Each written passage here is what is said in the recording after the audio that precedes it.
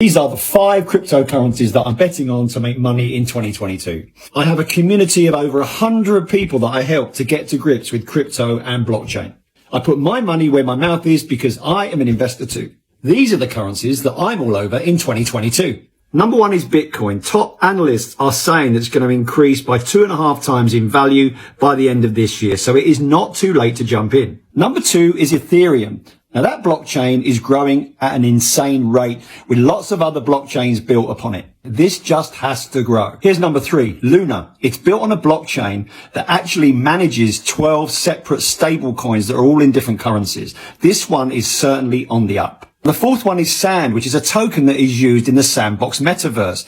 That is growing daily, and gaming and gamers are getting involved with this in a big way. Gaming is one of the biggest industries in the world, and Sand token is going to be part of that explosion. The 5th one is Pirate Chain. People want more privacy when they're into crypto, and Pirate Chain is a privacy coin that is totally undervalued at the moment, and there's only one way this can go, and that of course is up.